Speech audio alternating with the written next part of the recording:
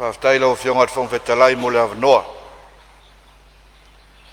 Fionga fonga fono tenani foi lau fionga sui fonga fetalai lau sunga fai lau tusi mar sui fai lau tusi tolo na foi e ale fionga le sui palmia malau kapineta e ali matamai tai minsta lango le tatu fainga malo le fatu atua le atua sa mo watasi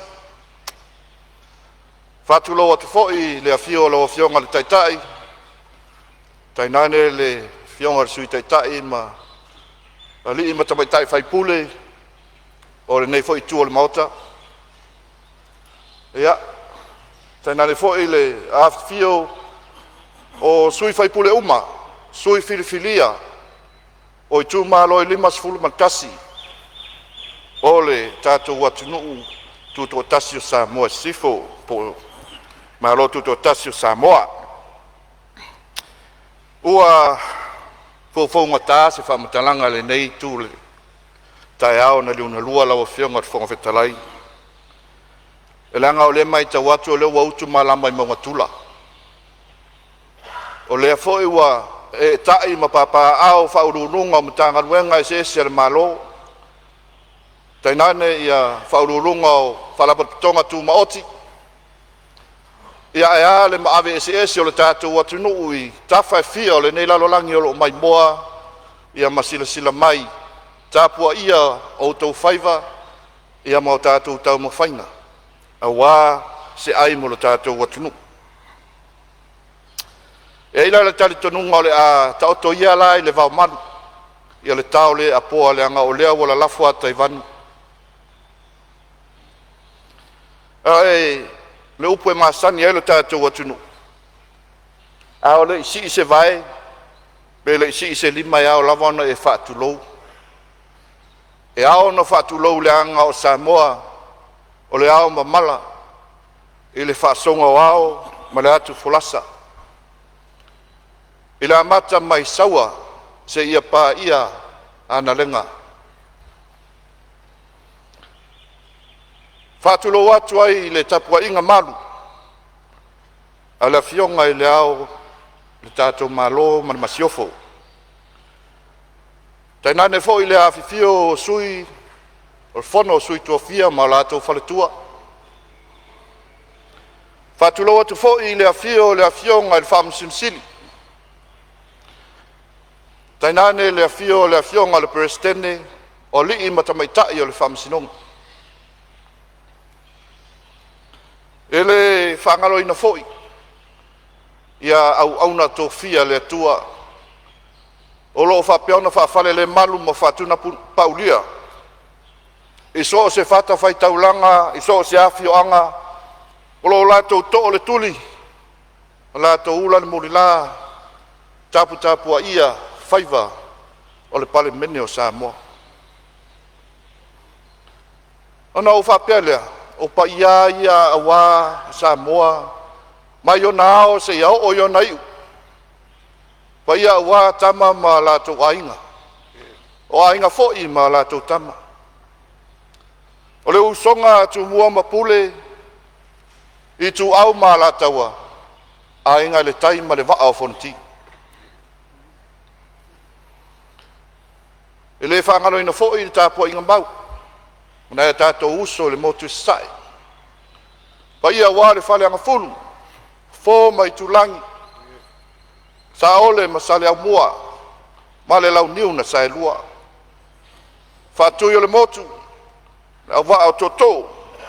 La au nā motasi. Ma opu le manua tele. E le talitonunga o pa ia o Samoa ua whae i whata ai ai luma whale le au pupu toa ma au whaitau laulu o le tātou atunu o na whapea lea ta oto ia au sea lau e lau a whionga whonga whetalai e fia fea sa mātou whamatalanga le tapuaʻiga a siʻo i tumālō Vaimauga tolu. Le paia lava e amata mai luga i le tosivi i le puē seʻia paia mo le vai o le vaisigano. I siʻo nuu pele na ou fanau ai magiagi fio ai lau afioga i le matua o uso alii lau afioga lua fau tainane foʻi le paia o uso alii ma aiga tainane e alo ma le toa e pola puipui e lau fetalega sa taga ma le nofo e tuaiga iā te oe fuata o taga ma salaitia ma le la launiu na saelua o le moa na fagatau. Tainane foʻi siaʻu nuu i matau tusā le afio alosina fuaifale sa le valasi su ai tuisa mau ae alau fetalaiga le faletolu ma le vaina lelepa o siaʻu nuu foʻi tanuga manono e fio ai le matua o alosina a fio ai silgatusa ma tupuola ala lataʻi i lau fetalaiga atoa ma faipolu e alo ma le atoa siaʻuaiga i vailima e afio ai le tapunuu i lau afioga so i alo e tai ai fetau e mai la ua toʻalua po asegisegi ma po ala tamai ia ma le nofo asuafa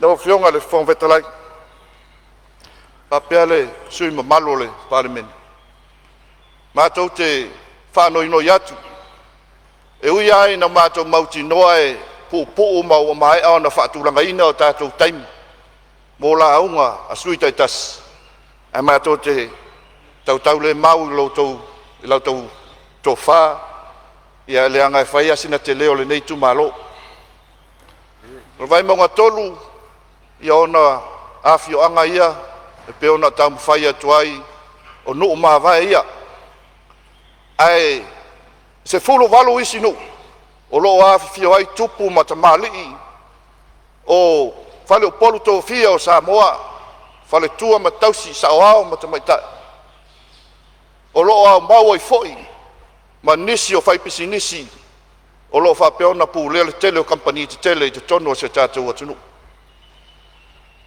o le mea lea seʻi tamafai atu sina upu leaga o lae tapuaʻia ia le matou tulaʻi atu ma le agaga faaloalo o mea lea for those of you in my constituency Vaimauga 3 or those non-Samoan speaking constituents, I greet you in the name of Jesus Christ our Lord. Thank you for your support and your blessings. Let us make this count.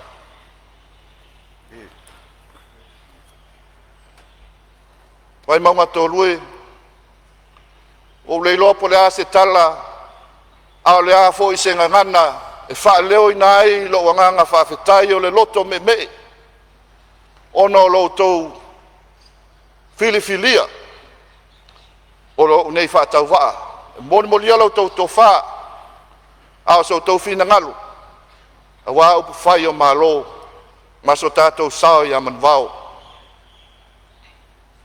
vi ia le atua wa o le atua lava o ia e ou mea umalava pe alu le nei aso ma le nei vai aso ma o tātou soifuanga o mātou ola atoa whane ne e ma whamanu lo na suafa e le ma whai ana lilo pe lanu lo na anga le lei a wālo tau soifua ma so mātou ola e pe o se senga e tu i ulau niu a o le alofa ma le anga le lei mulmulita i o le tua whapea ono tātou maua le nei tai ao na riunga lua tātou tai ai ma ngā whetau o le ola ia ona o lana pule ma lana whaasoa tau si mai a te tātou Ngonga la vi inga o le atua ila na ufainga luenga. Lai tupa sa le vi la tau fatua inga tau silea. E se mātou lili wani. Se I whai se sao. Ia awale le tātou paketi ma le tala le tupe o whataotu. Ia mo le nei fo I tau sanga wha le tupe. Lau fionga le minsta o tupe. Tanane fo I le pulenga o le mitanga luenga o tupe. O moli le whaftaitele mo le tāpenanga. E iai le whasi fo I tau na whasoa mai se tasi o li ia tea. Pai mai, po wā upo tuspa ia tau te tau talai. Ai, po le afo I le umi tātou te tau tau I le atua. Ai le ama se si na wa I le atua. Ono ufa pe atu lea. Ai a tātou whai tau le launga whaamu ia, alo tātou li whaola Jesu Kerisu. O inala tātou te mawai. Le awala tātou te wā ai I le atua malona mamanu. Whamaia, amu ia e loto mama. Awala tau te iloa atu le atua. Au whionga e whonwetalai, ma le pa ia le au whono le mauta. Masalo e paua lea o le mea wā ai. E mawhai e ono tau sirisilatu, ma o wa ai atu mai loa le mamalu o le atua. Pe au tātou loto mama. Te loa watu anai atu, watu wasa. Sa tātou whesou wa inai, tā penanga, I le sa ilinga, o le whainga mālo le ne watu la. Le mātou te talo. Alu atu ia na nafi.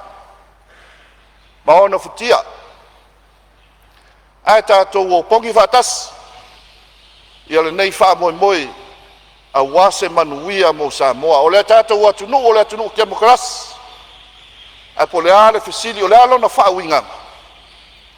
E iso mātou vaivainga. O le atunu o tangata, mo tangata. O le fesili ale e tuma walunga. E fua na iai tātou tāpena ngā uma.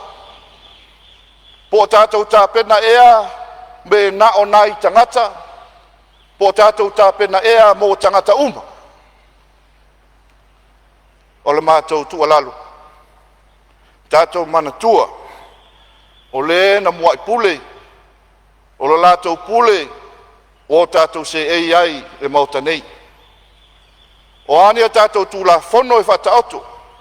O ania tātou taiala e whataoto. Ia tātou manatua. Ia tātou atunu. Ia whaamua.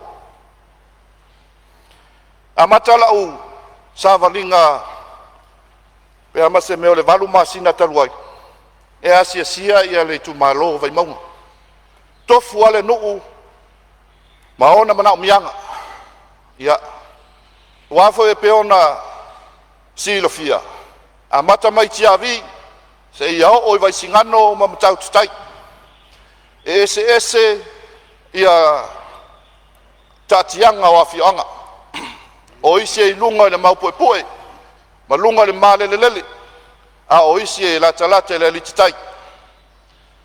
A mata mai sa mātou whamutalanga lau fionga ile whongwhetalai ile afioanga leo afia malu ma lolo lei. Na iai ale langona maualunga, langona mita. O Vaimauga o le itu malo tutaulanga. Peita, na whaate ia lava I nau alu savalinga, ma maauai. E uina tā ua o le itu malo tutaulanga. A o nai tangata lo e empapa a o I lunga afioanga ia le se vai inu, le se vai paipa. Te loa leo wha leo mai e nisi fo I o sui malo le tātou whantanga le nei asu. Ia mana o mianga, mai se mo afioanga mau lulunga ia. E le o au iei le sua vai. O mea lea, talo sangatu. I lau o fionga le minsta o ngalwe ngatitele. Lau fionga o sui palimia. O le talo sanga lea. Ina ia tanga ia ne ai wha mole se awala I mawhaio na wha sopoli ai. Ia le tu malo. Wha tofu sia. e suavainu fa'amolemole e le gata i lea o auala fa'asolo atu ai le auala kolosi lea tatou i falealili street ia ona silefia ia e 22 ia fioaga e toititi a le afa'i fo'i lenā o vaega ese ma magala ese e maga mai le aualatele lea o matua fa'aleagaina lava o le tatalo ina ia amana ia mai se matou fa'atalaʻula atu lau fioga le minista le fesoasoani mai e matou auala fa'amolemole e gata i lea ia minista o lo'o pulea ia tagata maimo mai fafo ia talo atu i lau afioga ia o leo te iloa e tele iau o tapenaga o lo'o ta'amilo solo itua e nu'u itua a le tatou matagaluega ia mo le fa'alelei o matafaga ma isi vaega uma e le talitonuga o le tele ia o le oa o leo mai mapalalagi ia o mai meli peitai ani e toe fo'i a le tele o palagi e lē fiasa'u fa'afolaga o le tele ia o tafaoga ma mea e fai e o uma ituā ma e lē fia ti'eti'e umi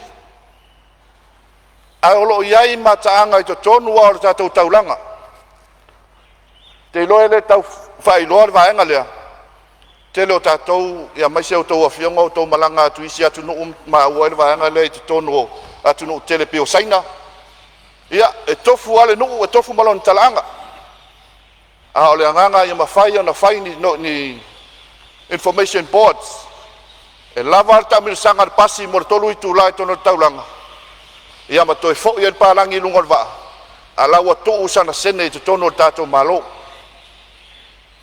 pe lava o e fa'ataʻitaʻiga e tele a tagata Samoa vaeane fo'i le pa'ia o le tatou atunu'u o lo'o fa'afogafoga mai e lē o mamalama lava i le mafua'aga o le suafa apia e toʻatele e tagata Samoa i le o malamalama o fea sau ai le mafua'aga o le igoa o le afio'aga o fa'ato'ia fa'ataʻitaʻiga ao nisi ia o mea e mafai ona sau le pasi tu le 15 minute i lea magaala ma lea magaala toe fo'i atu ia ua tu'u lana ia soasoani mo le tatou atina'i na ou titilo i le tono na i afio'aga ia matou i matautu ia ma le onei tate va'ava'ai ma le loto e momomo pe a fua i tulaga sa afia tatou atunu'u i le tsunami o le 2 ona popole lea o se matou taofi e tasi a le ala i totonu i le aga'i mai totonu i matautuuta ae pe fase lau tagata na ea mau totonu i tua le auala lea it's a disaster waiting to happen lau afioga e le sui palemia ona a fa'apulou mai se galu e fati mai i gataiai e matautu ia e fa'i o le tasi o le auala o le vapiapi ia e matua lauleaga le iloa pe mafai ona fa'asauina seisi ona e tasi le auala i totonu tasi le auala i fafu e le gata i lea ia e fa'apena fo'i i se aunu'u lea i le onei tua fa'aleagaina lava le auala ma e fai lava sina vapiapi talo atu ai se'i afea nei lau faitauina i lau faitauga lau afioga le minista o galuega ia se alofa nei afio'aga ia asio tatou atunu'u ia po o le itumālō Vaimauga tolu fa'amomole ou afea nei le minista o a'oaoga fa'afetai o le ua tumai le foe lau afioga ai ono lea fo'i sa levana e tumai le foe o le tatou universite te iloa e te ioe ma e talia sa matou fa'amatalaga e fa'apea a lē lelei ona a puti ia tatou whanau mai le grassroot mai lava le amataga e whaawhaingatā fo'i ni galuega i luga le universite o Vaimauga tolu e nā o le lua lava ia onga pui school o lo ia i le itumālō e se fulu afe ona tagata o le matou tatalo o lea o le a taumawhai identify ma whaailoa nisi o afio'aga ia e mawhai ona whaatuina i ni pui school ina e mawhana tuwhai nai ia tātou whanau aonga. E aonga a mata ai le i tāpena ina mo le primary school. Le ngata i lea o primary school umai tonu o le tumalo, ia le tele lau fionga le luas fulua. O mangiangi, o whalefitu, ia o tanu ngā manono mwai lima. Matua whale tonu lava tūlanga i potu aonga, mai se fo i whale aonga ua a matana ta eta ei se tulou, mai te iloa o se sia mafui e teli. Le a solo ilo ilalo o le popo lenga leanga o le iei tonu o tātou whanau, ia malenga ngā whaaloalo. Au se e mai le minsta o se fua maloloina, ia malautou pitola au, ia o te iloa e le te tau whailo le atulanga, o le whanemaitele mo tōtua, o lo tapu vai tasi ai le tātou watunu, sa ili ai ia tonga fitinga, ia masa ili manuia, ia taimi e hao fia i fo e pepo iai ngase. Ia, te iloa e le tau whailoa e lau o fionga, e ulu whale atu ai te tonu, whetai ia ilo ma pakete vai, ia o loo tali ai tutulu o le mauta ngase. Ia, e whapau mai nase whamatalanga i le tele o nai vaenga o loo whale tonu le vaai. A o le fesili, tu sai ma le tala o le tupi. A whai tātou te whataua, a onga, tātou te whataua, soifua maloloina, o le tātou atunu. Ai sea ua ave ese mai ai se leni mai le lato paketi. Ia, e le mamau atu e le to e tau whailo o lea sa le mawhai o na whaatino ngā luenga nisi o vaenga le mtanga luenga o soifua maloloina. E le ngata i le au wai le ngā luenga o na e whapea mai le o lava tutongi, pe le o tutongia foi. Ia e fisilingia foi nisi o fuala au tā ua lau. E le o maua. Ia o le fisili lea le tongo e mawhauwhau. Ia i se mawhua anga tu ngā. Pe ia i se mawhua anga te tau. O ave e sea mai ia i sene ia poni tā la. Mai le paketi ia po le mai talawhata tau o le tupe mo soifua maloloina. Ai mai se tūlanga te ua o onga. La e an mea tātou te tapisa ai. La au tātou whanau le onga. Tō anga le onga. Ai lo o reflect mai i le se leni o lo tātou whaanganga mo le atina ina o ia vaenga tā ua o soifuanga. Te iloe o lo iai le nau ta inga a whai e moni tātou te tā ua o Vaimauga tolu o te tonu o le tumalo tūtaulanga. E le nau ta inga e te tā ua na fōlinga mai o se tumalo tūtaulanga. O le manino o lo tā pena ia le ngaluenga tele, mo le whainga o le whatanoa tele i mangiangi po o alawa. I o le mātou te talo, lau fionga o lo minsta o lo wawaia i ngaluenga tele al tātou malo. A whai o le tātou te whetai ai ma tātou mai tauina le whaale tonu, o le whausia ina o whale. Ma le tele o atina te tele o tātou atunu o lo whale tonu. O na langona la i o le vai o le loto ma le popoli. A wafo, a whai e whaale tonu le whausia ina o lea pāpo o lea whatanoa. Na o tangata i o le mātou ainga man mātou nuu ato mangiangi e a fia umai. A maa losi la ta whenga o le melea. E a fia uma mea e tau mai vai singana. O la mātou te talo, sila te toa la o fionga al minsta, ia mai se fo yo e o lo le a fia ngai ma le tau o fonga o le anga luenga taua. Ia mauti noa, e mausali, ma mauaalo na fausiaina, ma ia muli tai uma, e tu unga ma tai ala, e fausiaini ngā luenga le lei. O le winga lena o popole, whaiasina te leo le se leni o le afa aluai, ia Afoa tu fo ila le awala tele le fai mai tiavi e tau mai e tau anga isi te le o le se leni le tātou malo na whaaluai ai matua whaale tonu a temine o le polenga na ne i beane o whaalun tātou tupe e ma whai na whaasaoina e whai nisi mele lei ai whaua ne ai se me o no la le petia ai soifua nei tangata o le mātou tūmalo. Ia o nisi au vaenga e tauna tōlaula watu, au te iloa e le au ili atu sa mātou tala e le taime e au ili mai foi a le tātou tala le tupe. Ia, au le mātou, le talo le mātou tūmalo Vaimauga tolu, i la wafionga le whonwhetalai, ia whafulu Taimalelagi, ia le tō whaa la wafionga wale whianga e ma le taua veina le tātou whono usu, ia wase manuia o Samoa, ia maona tangata lumna, i manuia tele ia la wafionga le sui paramia ma kapineta, ma minister la malango, manuia foi la wafionga le taitai ma le sui taitai o le tuangai, tainane sui Faipule umo le tātou palemene lona sfulman valu, ia e maloloina i le alofa mareanga le atua.